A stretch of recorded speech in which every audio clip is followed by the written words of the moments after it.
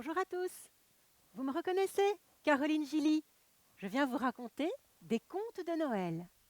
Et aujourd'hui, Gork et Maroussia. Gork et Maroussia étaient mariés. Mais ce n'était pas un couple modèle, non. Ils se disputaient bien souvent. Bien plus souvent qu'ils se faisaient des bisous, des câlins. Non, ça, vraiment, ce n'était pas un couple modèle. Gork et Maroussia. S'ils se disputaient, c'était à cause de la gourmandise de Gork. Maroussia cuisinait très bien. Elle inventait 1001 recettes pour son mari, mais elle avait à peine le temps de s'asseoir que lui avait déjà mangé les 3/4 du plat. Ça l'énervait. Et vous, mesdames, vous pouvez vous mettre à sa place, hein? Maroussia, elle était agacée. Ce soir-là, c'était le soir de Noël.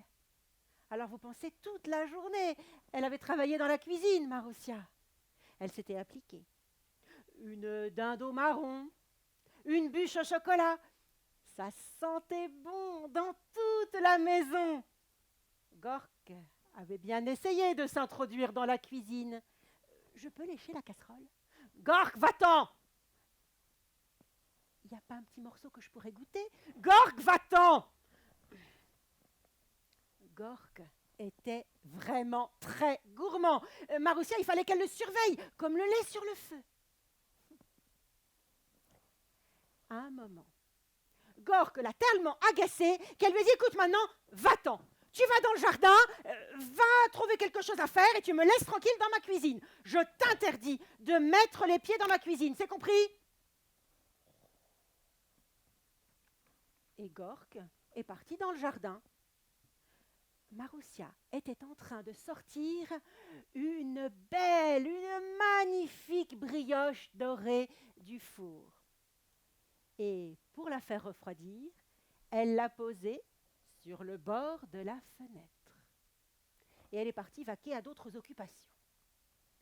Gork, qui était dans le jardin, a bien vu la brioche là, sur le bord de la fenêtre. Elle sentait bon, toute fumante encore. Alors il s'est approché.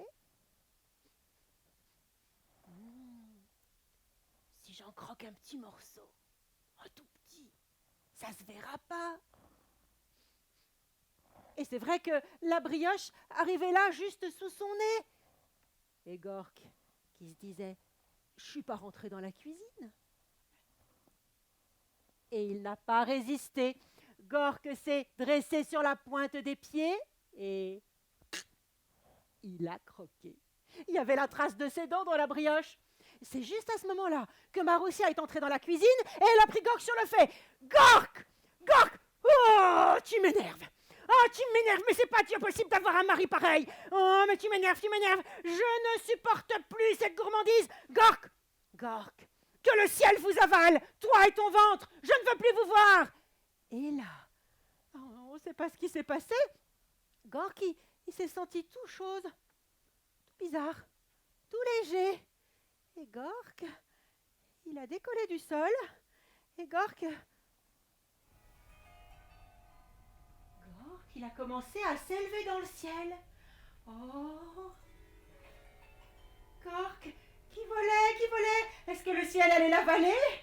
Oh, je crois que Maroussia était un peu sorcière. Qu'est-ce qu'elle avait dit là? Que le ciel vous avale, toi et ton ventre? Et Gork, qui s'élevait dans les airs. Et bientôt il a vu le toit de sa maison. Oh, et puis des petits oiseaux, bonjour! Et il continue à s'élever dans les airs. Et Gork est passé à travers un nuage. Et Gork a monté dans le ciel toute l'après-midi. Et puis le soir est tombé. Il y avait des étoiles dans le ciel. Oh! Et Gork était tellement étonné qu'il n'avait même pas le temps de s'inquiéter. Et puis à un moment, Gork a vu une forme ronde, là dans la nuit. Vous avez compris, vous, de quoi il s'agissait? C'était la lune. C'était la lune, bien sûr. Et Gork, qui avait voyagé toute la journée là dans le ciel, il avait un petit creux. Il a vu la lune. Il l'a prise pour une brioche. Oh, Peut-être que je pourrais la goûter, s'est dit Gork. Alors il a nagé dans le ciel, un peu comme on nage dans l'eau, en faisant grand mouvement, pour se rapprocher de la lune, pour se rapprocher de la brioche. Il est arrivé tout près et il n'y a personne qui me regarde. Et crac, il a croqué dans la lune. C'était drôlement beau. Le lendemain, il a recommencé et crac, il a encore croqué. Et le surlendemain, et crac, on le fait ensemble les enfants? Allez, et crac, et encore, et crac, crac, crac. Et Gork, tous les soirs, mangeait un petit morceau de brioche, enfin, un petit morceau de lune. Et la lune, qui avait toujours été bien ronde, eh bien, prenait bientôt la forme d'un croissant. Mais les gens là-bas, en bas, eux, qui avaient toujours été habitués à voir de la lumière sur la terre, ils s'inquiétaient. Ils disaient, mais alors la lune qui diminue, qui rapetisse, est-ce qu'elle va disparaître? Oh, on va plus avoir de lumière. Oh là là, mais c'est épouvantable. Mais qu'est-ce qu'on va devenir dans le noir? Et les hommes, quand ils sont inquiets, ils se souviennent de Dieu. Alors, ils ont appelé, mon Dieu, au secours, au secours. Alors Dieu, il est sorti derrière les nuages, il a dit, qu'est-ce qui se passe ici? Alors les gens ont expliqué, regardez, bientôt on va être dans le noir, il y a la lune qui disparaît. Alors Dieu, il s'est retourné. C'est vrai ça. Il est allé voir ce qui se passait et il a compris que c'était la faute de Gork. Gork! Gork, que fais-tu là? Gork a sursauté. Oh, c'était Dieu. Je mange. Une bonne brioche. Vous en voulez un petit morceau? Gork! Gork, ce n'est pas de la brioche, c'est la lune, enfin! La lune? La lune. Ah! J'ai pas fait exprès, j'avais pas vu. Pardon. Et comme Dieu voyait bien que Gork n'avait pas fait exprès, il a dit, c'est bon pour cette fois. Mais tu vas redonner tous les morceaux de lune que tu as avalés.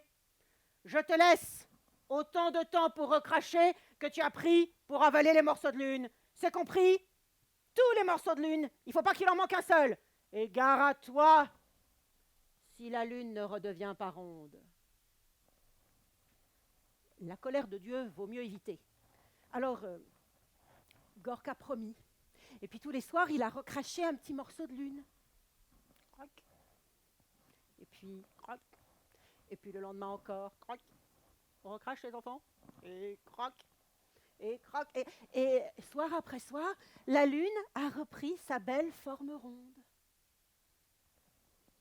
Les gens en bas étaient contents. Ils étaient rassurés. Et puis Dieu, il avait quand même d'autres choses à faire que de surveiller Gork. Alors Gork, il était toujours dans le ciel, il avait bien redonné tous les morceaux, mais il avait encore un petit creux. Personne ne me regarde. Moi, j'ai faim. Plus personne s'occupe de moi. Et Gork s'est à nouveau approché de la lune et on le fait ensemble. Crac! Il a recroqué un morceau de lune. Et crac! Et encore crac, crac, crac. C'est depuis ce jour que la lune change de forme. Parfois, elle est bien ronde, d'autres fois en forme de croissant. Parfois, on a même l'impression qu'elle va disparaître. Mais non, elle réapparaît toujours. C'est la faute de Gork. Ce soir, vous regardez quelle forme a la lune. Et Maroussia. Maroussia, elle est restée là sur Terre, débarrassée de son mari, enfin surtout des repas qu'elle avait à lui préparer. Et maintenant, elle restait là, assise dans son fauteuil, tranquille, avec autant de temps qu'elle voulait pour elle. Et si parfois certains jeunes gens passaient sous sa fenêtre en lui disant « Hé, Maroussia, tu n'aurais pas quelque chose à manger pour nous ?» Elle répondait « T'as qu'à aller manger la lune !» C'est une expression chez les Tziganes. Nous, on pourrait dire « Va te faire cuire un œuf !» Mais après tout, c'est toujours une histoire de ventre, une histoire de gourmandise.